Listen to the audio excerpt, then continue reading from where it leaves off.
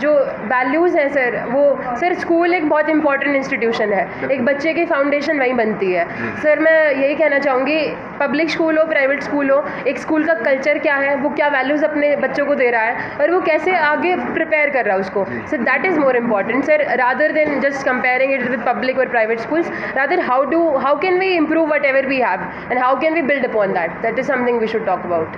Ma'am आपकी language क्या choose की थी आपने, हिंदी इंग्लिश? सर वो बताते हैं कि आपको एक लैंग्वेज पहले ही चूज़ करनी पड़ती है, तो मैंने इंग्लिश करी थी। बाकी सर वो इंग्लिश में ही चला, मेरा 40 मिनट्स का इंटरव्यू था। बाकी सर वो बोल देते हैं कि आप जिस लैंग्वेज में कंफर्टेबल आप वो लैंग्वेज यूज़ कर लो, तो मैंने तो इंग्लिश ही करी थी सर। मैम और अगर हम समाज की बात करें तो और आप क्या क्या बदलाव आप देख रही हैं कि आने वाले समय में ये बदलाव होने चाहिए और मैं इन पर जोर दूँ, तो इस टाइप से? जी जी बेटा अंदर जाओ।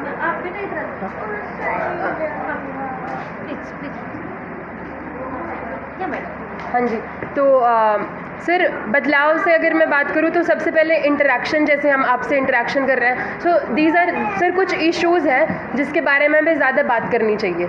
जैसे बदलाव की बात करते हैं तो जितने ज़्यादा उनकी बातचीत होगी सर, एक तो वो ज़रूरी है। फिर सर जो सामाजिक बदलाव की बात कर रहे हैं हम, तो women empowerment particularly in Haryana, education both for boys and girls, वो और सर सिर्फ बच्चों की एजुकेशन नहीं, हमारे जो ऊपर का तब तक सोशल सेगमेंट है उसकी भी एजुकेशन की बात, हेल्थ पे बात सर, योगा मेडिटेशन पे बात, क्योंकि सर कोरोना के टाइम पे हम स्ट्रेस भी देख रहे हैं, तो उसको कैसे मैनेज करा जाए ये सब।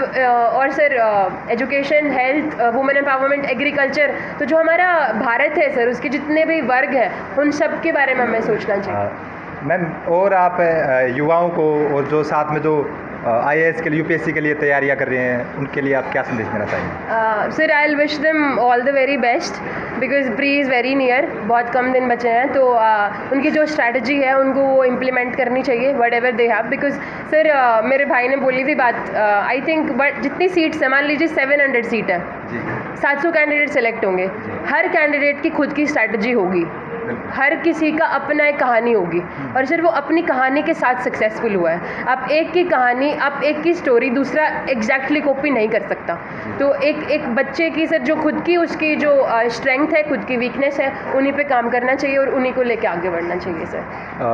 मैम आपने ऐसा क्या स्पेशल था जो आपने हट के पढ़ा हो या फिर आपको ये लगा हो कि हाँ ये सब्जेक्ट या फिर ये बुक मुझे पढ़नी चाहिए, ये बहुत ज़रूरी है? सर जनरली सब हट के कुछ नहीं पढ़ना होता सर इस एग्ज़ाम में। जो जनरल बुक्स है, पॉलिटिकल साइंस के लक्ष्मीकांत बोलते हैं, वो तो सर हमारी बाइबल है। फिर स्पेक्ट्रम है सर, बिपिन चंद्रा की मॉडर्न इंडिया है, फिर Nitin Singhania art and culture है। साइंस एंड टेक के लिए मैंने विजन और बाकी सब मटेरियल यूज़ किया था। उसके अलावा NCERTs are the very basic books that we have to read. Sir पिछले साल के पेपर और UPSC का खुद का syllabus, so these were my sources. Ma'am आपका प्रेरणादायक कौन रहा है और कैसे? सर मेरे ग्रैंडफादर है मेरी प्रेरणा, उनसे मुझे हमेशा एक पॉजिटिव एटीट्यूड सीखने को मिला है। मेरा फैमिली है सर, और प्रेरणा तो सर आप किसी से ले लीजिए, डेली बेसिस पे किसी से इंस्पायर हो सकता है। आप जो काम कर रहे हैं सर युवा भारत के लिए, मैं तो आपसे इंस्पायर्ड हूँ कि मैं इसमें कैसे कंट्रीब्यूट करूँ, तो सर प्रेरणा तो सर किसी से भी मिल सकती है। 12th के बाद डिसाइड हो गया था, तो जो टीना दाबी मैम उस साल सेलेक्ट हुई थी, तो सर उनका बहुत इंपॉर्टेंट रोल रहा है। सर ये कॉल लेनी पड़ेगी मुझे।